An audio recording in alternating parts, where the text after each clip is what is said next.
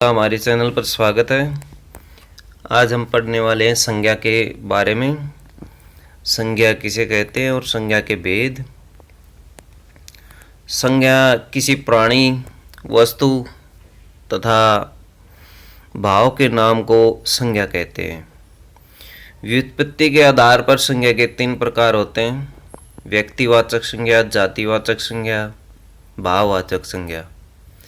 अर्थ के आधार पर संज्ञा की 5 प्रकार की होती है: व्यक्तिवाचक संज्ञा, जातिवाचक संज्ञा, समूहवाचक संज्ञा, द्रव्यवाचक संज्ञा और भाववाचक संज्ञा।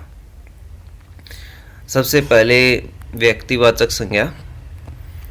वह संज्ञा जो किसी व्यक्ति, वस्तु और स्थान के बारे में बोध कराती है उसे व्यक्तिवाचक संज्ञा कहा जाता है।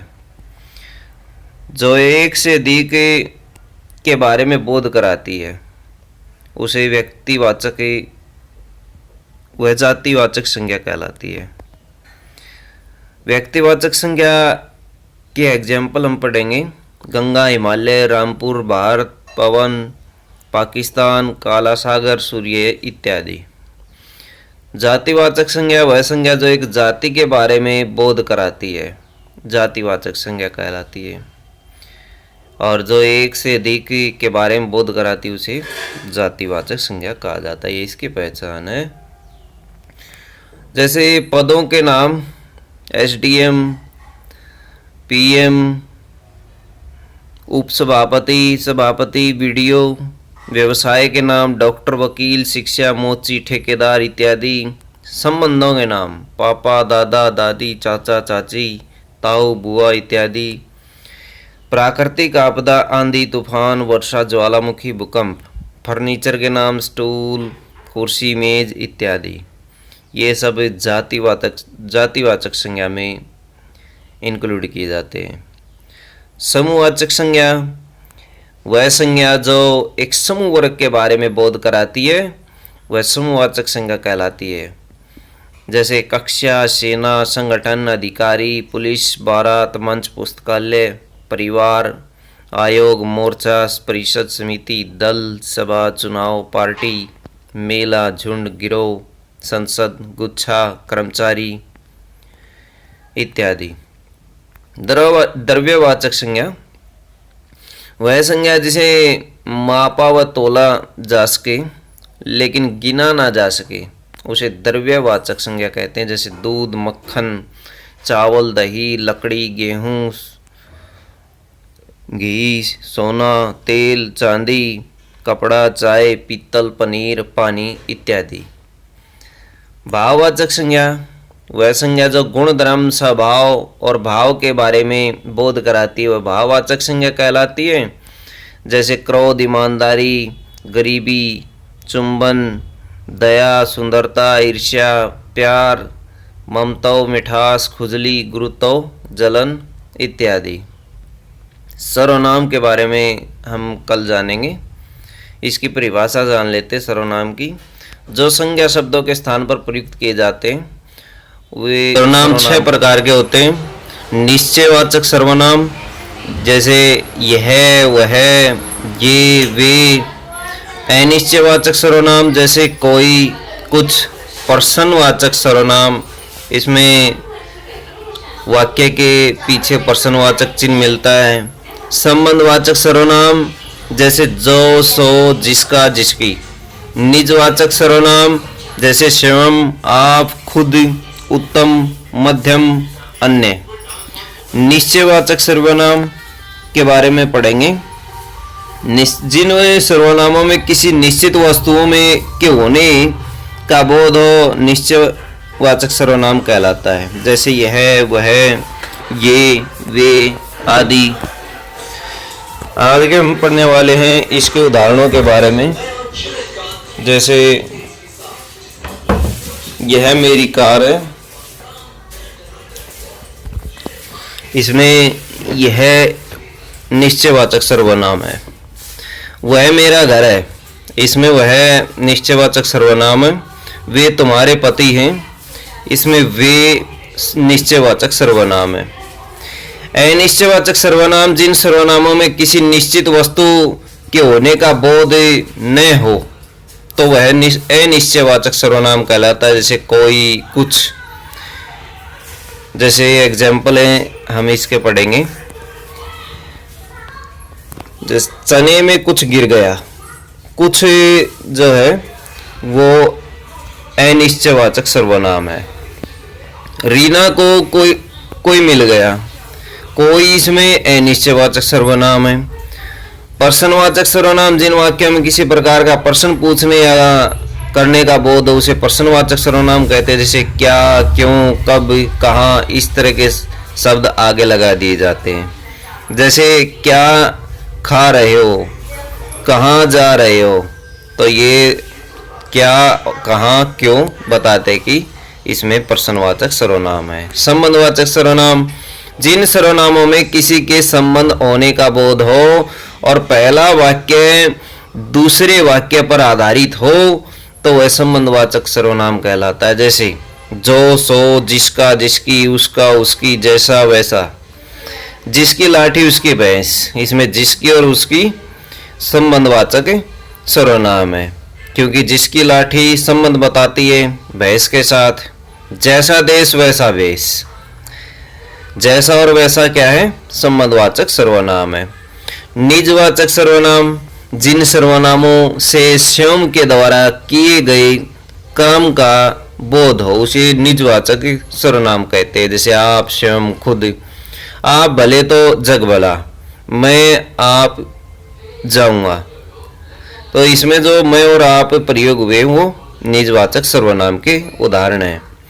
पुरुषवाचक सर्वनाम उत्तम पुरुष, मध्यम पुरुष, अन्य पुरुष, ये 3 प्रकार के होते हैं। उत्तम पुरुष में जैसे मैं, मेरा, मेरी, हम, हमारा, ये वाक्य में प्रयोग होते हैं। मध्यम पुरुष में वाक्य के अंदर तुम, तुम्हारा, तुम्हारी, तुझसे, इस तरह के शब्द आगे मिलते हैं। अन्य पुरुष में यह, वह, में इत्यादि, वे, ये, वे इत्यादि वाक्य में मिलते हैं। आगे हम पढ़ेंगे विशेषण के बारे में। जो शब्द संज्ञा सर्वनाम की विशेषता बताता है उसे विशेषण कहते हैं। विशेषण जो शब्द विशेषता बताता है उसे विशेषण कहलाता है। और विशेष्य क्या होता है, जिसकी विशेषता बताई जाती है उसे विशेष्य कहते हैं। परविशेषण जो शब्द विशेषणों की विशेषता बताए उसे परविशेषण कहते हैं। क्रिया विशेषण जो शब्द क्रिया की विशेषता बताए वह क्रिया विशेषण होता है। परिमाणवाचक विशेषण, तो हम बहुत सारे विशेषण के बारे में पढ़ सकते हैं, इसके भेद के बारे में पढ़ सकते हैं। विशेषण, विशेष्य, प्रविशेषण, क्रिया विशेषण और परिमाण विशेषण हमने केवल इनका अध्ययन किया है। परिमाणवाचक विशेषण क्या है, जिन विशेषणों से संज्ञा अथवा सर्वनाम के परिमाण का बोध होता है उसे परिमाणवाचक विशेषण कहते हैं। उदाहरण के लिए जैसे राधा ने 1 लीटर दूध लिया, नीलिमा की साड़ी 6 मीटर लंबी है, तो इसमें परिमाण का पता लगता है। परिमाण के आधार पर आप विशेषण की पहचान कर सकते हैं। क्रिया के बारे में पढ़ेंगे, इंपॉर्टेंट टॉपिक है। जिस शब्द से किसी काम का होना करना पाया जाए क्रिया कहलाती है। धातु को मूलतः क्रिया के मूल रूप को कहा जाता है, अर्थात क्रिया के मूल रूप को धातु कहते हैं। क्रिया का निर्माण कैसे होता है, धातु में ना प्रत्यय जोड़ने से क्रिया बनती है। ना प्रत्यय कैसे जुड़ता है, जैसे चल, चल एक धातु है, प्रत्यय हम इसके पीछे जोड़ते हैं तो चलना बन गया। पढ़ से पढ़ना, हंस, हंस से हंसना, रो से रोना, ना हम इसके पीछे जोड़ देते हैं, इससे क्रिया का निर्माण हुआ। क्रिया के 2 भेद होते हैं, पहला सकर्मक क्रिया, दूसरा अकर्मक क्रिया। पहले सकर्मक क्रिया के बारे में पढ़ेंगे। जिस क्रिया में कर्म हो या कर्म के होने की संभावना हो और क्रिया का प्रभाव या जल जो प्रभाव है वो सीधा कर्म के ऊपर पड़े, क्रिया का प्रभाव यदि सीधा कर्म के ऊपर पड़ता है या कर्म की संभावना पर पड़ता है तो हम कह सकते हैं कि सहकर्मक क्रिया है। जैसे राम जल खाता है, राम जल पीता है, राम गाना खाता है, राम गाना गाता है, राम फल खाता है, राम चलता है, राम खेलता है। तो इसमें क्या है, इसमें सीधा कर्म का प्रभाव किसके ऊपर पड़ता है, कर्ता के ऊपर। जिस क्रिया में कर्म हो या कर्म के होने की संभावना हो, इसमें कर्म है और इसका सीधा प्रभाव जो है वो कर्ता पर पड़ता है। अगर इसमें से खाता, गाता, लिखता ये हटा दिए जाए, जैसे राम गाना गाता है, गाता हटा दिया, राम गाना है, तो ये एक निरर्थक वाक्य हो जाएगा, इसका कोई अर्थ नहीं निकलेगा। इसलिए सकर्मक क्रिया का जो प्रभाव है वो हमेशा ही कर्ता के ऊपर पूरी तरह से पड़ेगा। अकर्मक क्रिया, जिस क्रिया में कर्म न हो और क्रिया का प्रभाव सीधे कर्ता पर न पड़े, सीधे कर्ता पर न पड़े, उसे अकर्मक क्रिया कहते हैं। जैसे अगर काम खुद पर हो तो अकर्मक क्रिया होगी। इसके लिए एक ट्रिक है, अगर काम खुद पर हो तो अकर्मक क्रिया होगी। इस ट्रिक से आप इसको याद कर सकते हैं। उदाहरण के लिए जैसे हंसना, जागना, रोना, सोना, नाचना, ओढ़ना, इनका संबंध कर्ता से नहीं होता, कर्ता हो या न हो, इनका एक पूर्ण वाक्य के रूप में अर्थ निकलता है। अकर्मक की परिभाषा बताएगी जिस क्रिया में कर्म न हो, कर्म की कोई आवश्यकता नहीं होती, प्रभाव सीधा कर्ता पर पड़े, उसे अकर्मक क्रिया कहते हैं। तो जैसे हंसना, हंसना एक अपने आप में पूर्ण है।